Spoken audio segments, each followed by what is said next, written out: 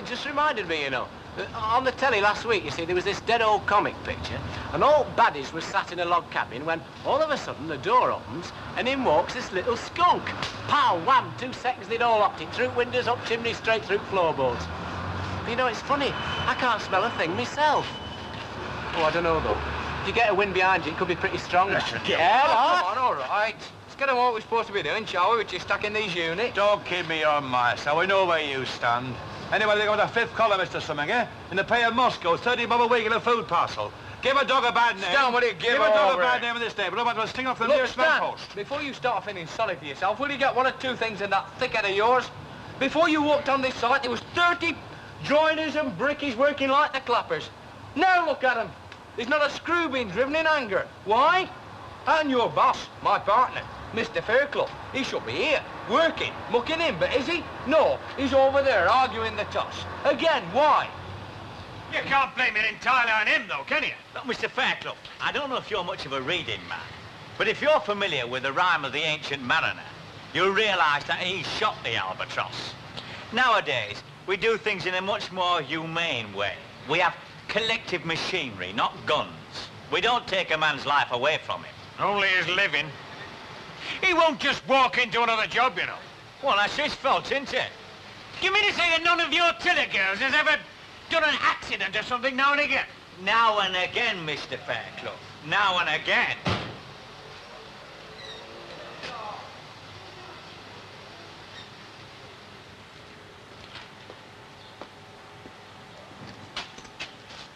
Well, what's happened to them this time? Who's taken them? The invaders? Spirited away to another planet, are they? Well, now, you must have been told, Mr. Wilde. Get him off the site, Mr. Fairclough. I beg your pardon? Ogden, get him off the site. Just like that? Just like that. Mr. Wilde, am I or am I not the gaffer in charge of the plumbing on this site? You are, which means that you get it done, which means that we get it ready for you. But we can't, can we, Mr. Fairclough? There's an obstacle. Ogden, get him off the site. You want a fast answer? The faster the better. Right. No! Where are they? Well, I couldn't say for sure, Mr. Wilde. In the pub, like as not. I see. Well, be there in 5 minutes. There'll be a management union meeting, all welcome. Which side do you fancy yourself on, Mr. Fairclough? It doesn't really matter nowadays, does it? We all wear 30 guinea suits. Please yourself. But I'd like you there, just to hear your speech one way or t'other, in the pub in 5 minutes. 5 minutes.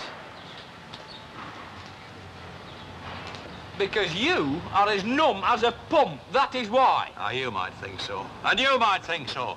It's what Fairclough thinks that matters, and he thinks a lot of me. Oggy! Come here!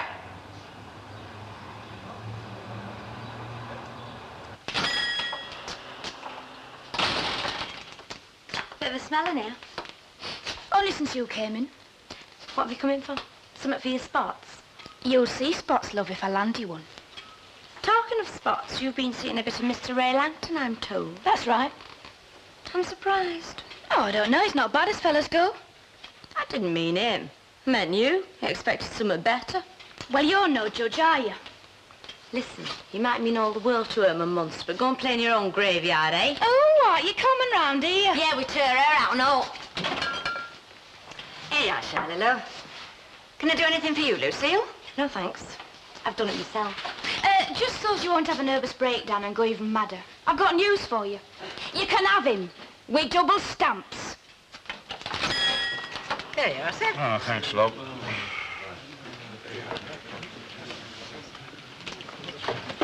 They're very orderly, aren't they?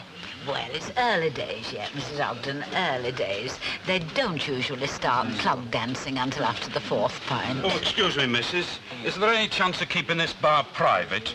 For the next hour or so, just for the lads?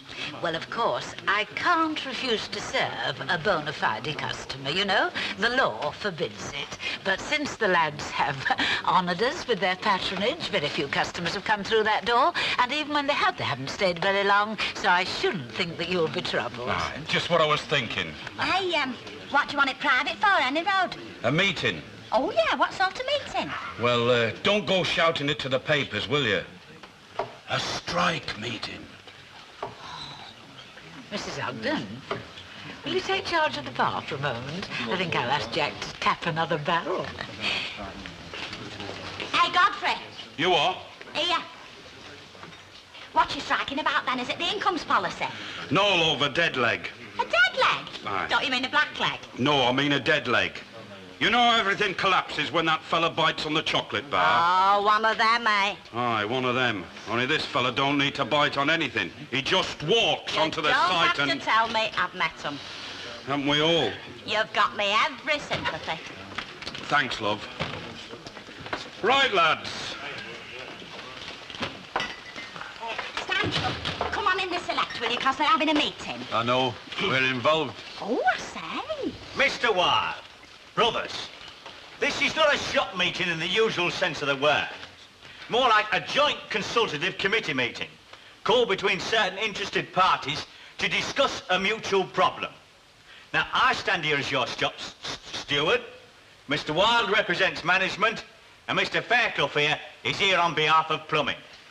I think you can rely on us to sort out this problem as quickly and as efficiently as possible, Mr. Wilde. Now, the problem is this. It has always been the duty of the unions.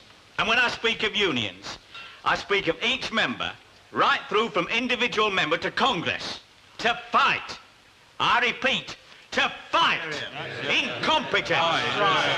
Incompetence, I might add, from outside our ranks. Now, just a minute. If I could just make a point. Where's the evidence of incompetence?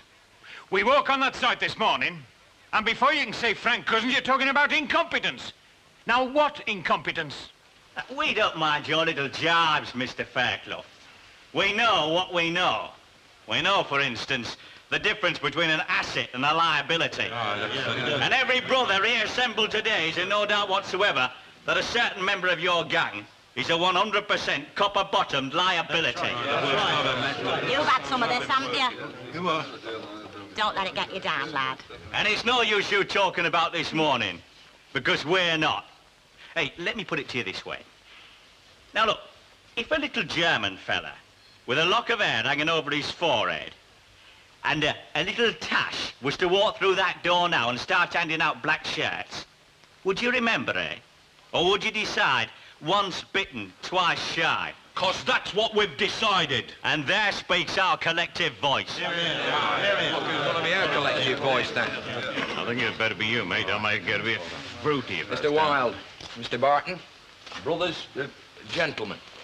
As a co-partner in the firm of Fairclough and Booth, I think I can speak for my colleague when I say that we fully understand your feelings in this matter. like. No, what I mean to say is that although we understand your feelings... No way, others like. Look, Mr. Fairclough, That's am I what doing the the whole thing's talking or about. am I not? Well, kindly talk belt about? up then. Now look, whether we understand your feelings or not doesn't really matter.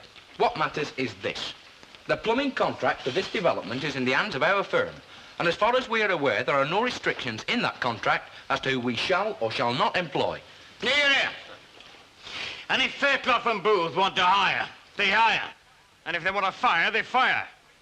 And no flea-bitten meeting in a spitting sawdust is going to change our minds. No. We're not questioning your rights, Mr. Fairclough. We're questioning your ability to apply those rights. And if you don't know incompetence when you see it... I'm sick of hearing about incompetence. Now, if you're going to accuse a fella of being thick and incapable and lazy, that's one thing, but you're not. You're harking back to something that happened 2 weeks ago. And you're anxious they might happen again. And what's more, you're going by appearances and nothing else. But just because a fella's carrying around a lot of weight and he's got a big pot belly doesn't make him incompetent. Blimey, if you gave the push to everyone who had a pot belly, half the cabinet had to be on the dole for a kick-off. We take it, then, that you refuse to order Ogden off the site, even though he's useless? Right. And just who do you think you are, then? Hey, missus. You're not fit to lick his boots, you, and yet you stand there in public and say my husband's useless. Who give you the right to talk like that, then, eh? Look, Hilda, look. No, Stan, if you can't stick up to you yourself, somebody else is going to do it for you. What sort of daft kids' games do you think you're playing when you can let a thing like him talk about one of his mates like that, eh? Well, go on. What right have you got? What right have you got to come swaggering in here? Isn't you on the flipping place? Come on, out, you. Come on, love, will you? Come You, come on, out! Come on. Well, you needn't fret yourselves, because he'll be back! He'll be back! Come on, Hilda. Well, sort it out between you and sort it out before 2 o'clock. Maybe I I'm don't not want to... jumping one way or the other as far as Ogden's concerned. But I am saying this. I've got a development to get on with, and I intend to start getting on with it before 2 o'clock. And it'd make damn things a damn sight easier if there was only one man missing. Understood?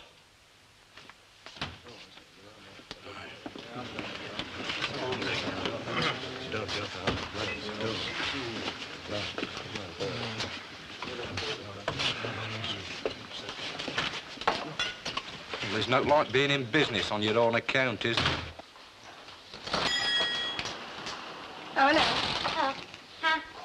Seems to be a lot of excitement. Yeah, they've been having a strike meeting at the Rovers. They don't seem too eager to get back to the work, do they? Oh, I hope they're into strike. The sooner those flats go up, the sooner our business improves. Well, what can we do for you? Nothing that'll improve business. I just want to word with you, Gordon. Oh? When we was talking last night, you did say you was doing accountancy at college, didn't you? Yeah, why? Well, lots of life, but I'm just going down for the 3rd time. No, it's the books for Gamma. I'm supposed to look after them while my students on that course at head office, and, well, everything I put down, it all seems to go in the wrong place. And you thought Would you? Gordon, it is dinner time. Perhaps another... well, it wouldn't take a minute, not to one who knows. All right? Oh, you saved me life.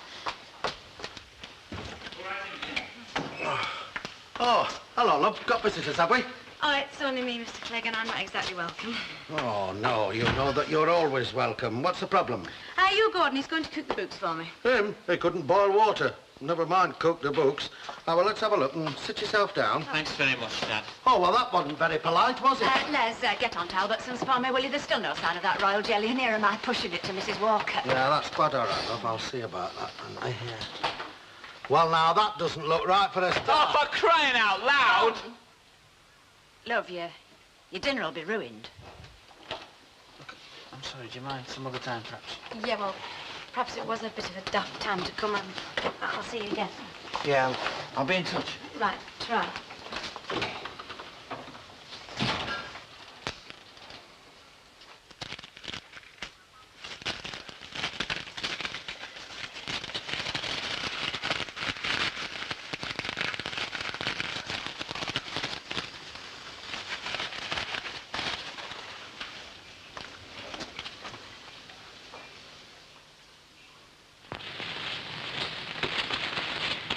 Have you been in my pockets? What did I have? Where's that money? Come on, let's be having it. I said, where's that money? Somewhere where you won't find it, so you needn't bother rooting. What right do you think you've got to start going through people's pockets? Listen, the other night you went out of here flat broke, and you come back waving 25 quid. Now, I don't know where you got it. No, you don't know where I got it from because you wouldn't give me a chance to tell you. You're halfway down my throat before I'd even got a word out. Don't you dare go in my... Why not? You go in my Give pocket. this to me, this minute, give it to me. So I needn't bother rooting, eh? Well, next time you want to choose your hiding place a bit better. What's the flaming idea, anyhow? I was keeping it safe, What for? so that at least there'd be some to give back. What are you talking about? Give back to who? To whoever you knocked it off from. And who says I knocked it off? Oh, I wasn't born yesterday. Where did you get 25 quid from? I'll get this straight for a start. I didn't knock it off. Look, it won't wash. We've been through this too many times before. You've been up to your old tricks again. That's what you've I been tell up you, I haven't. to. All right, where's he supposed to go?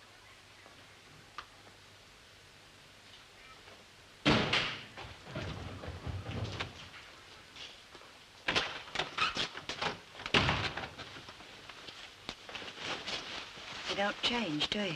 Me? Never.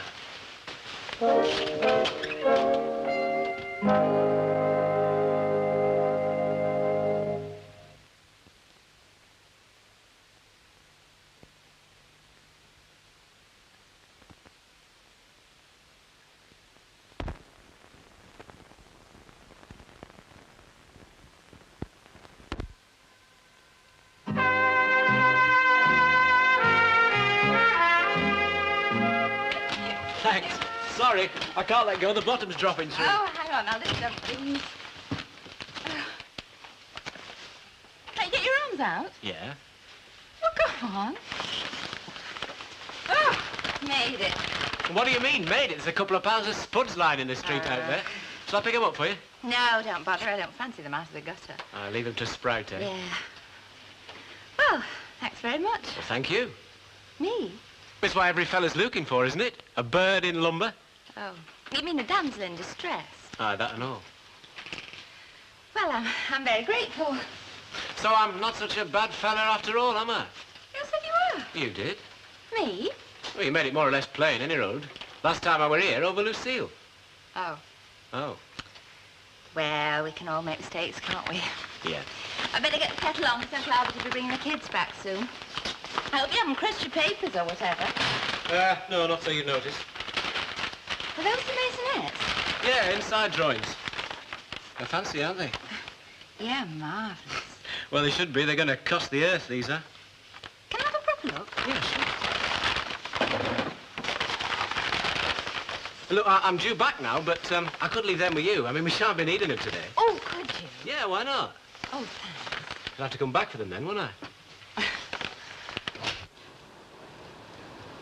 And who stands to lose most in this situation we're in? You do, of course. Oh, no. Short term, maybe. But long term, you never get another contract as long as you live if this little lot's not sorted out. This fella knows what I'm talking about, don't you, Son? Yep. And who says so? He does. He knows, you see. So sort it out between you and let me know the result. All right? Whereabouts will he be to get in touch, like? Right outside the door, son.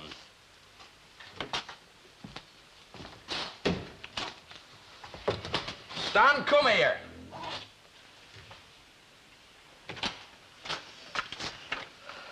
Hello. Hello, love.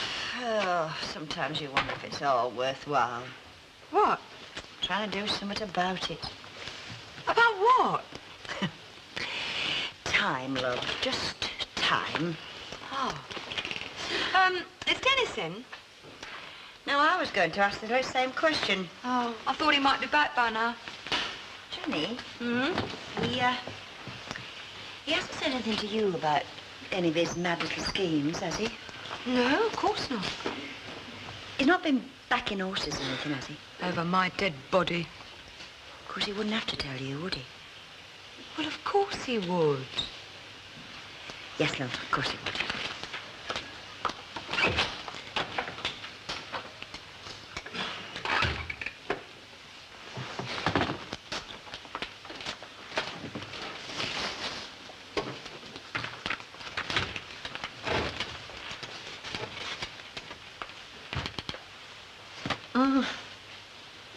What is it?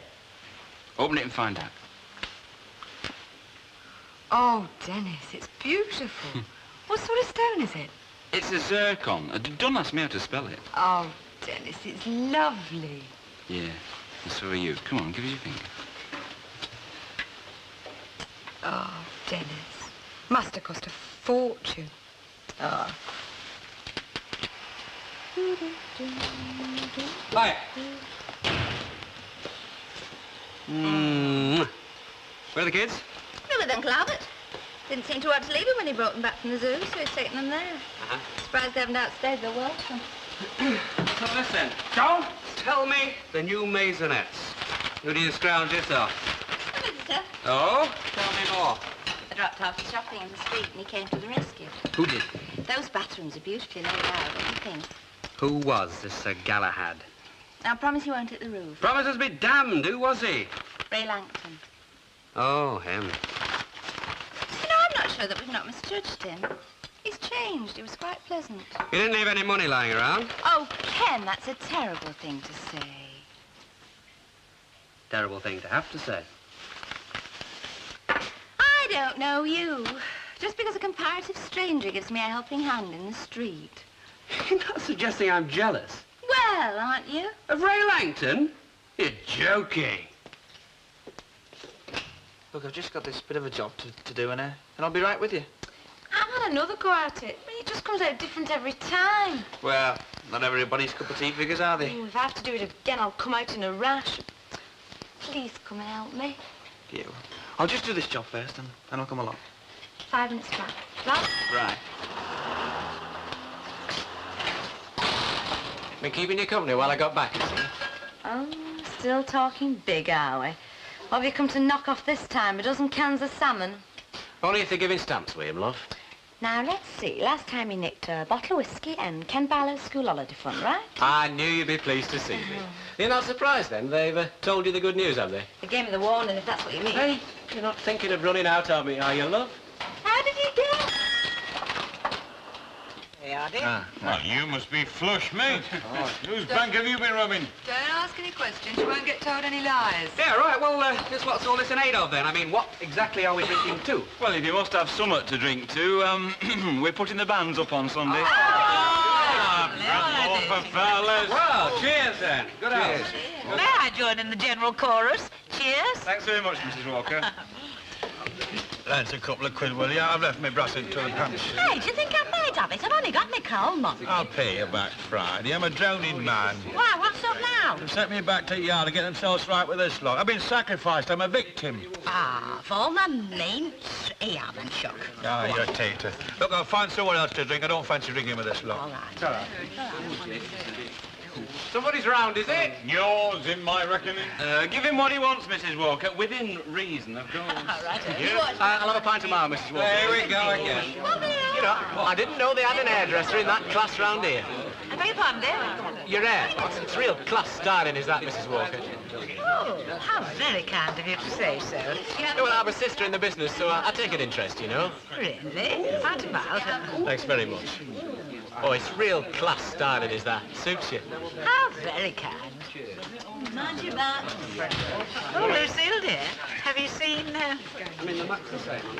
What about it? Nothing, love, I just wondered. Well, was the Clegg boy helpful? Good, yes, as a matter of fact, he was. Good. So, He's, rather pleasant, isn't he? Who? Your friend? I hardly know him, of course. have you been talking to him? Well, we had just a brief exchange. Oh, don't believe it. Out you said to you. Don't believe a word of it. Oh, but sure. Not a word. Oh.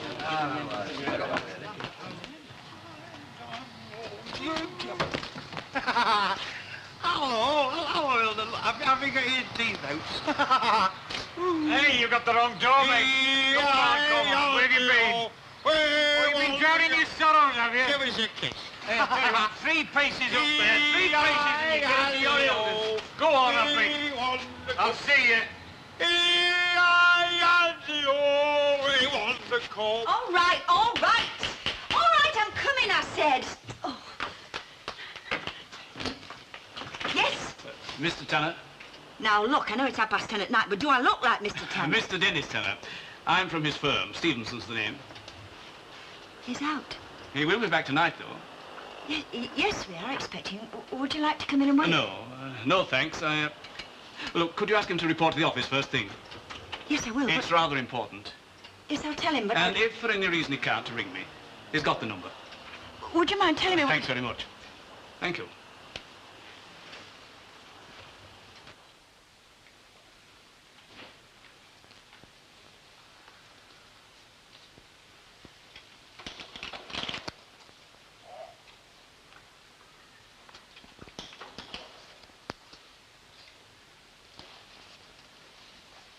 There's no point, is there? Waiting up for your dad. No, I don't suppose so.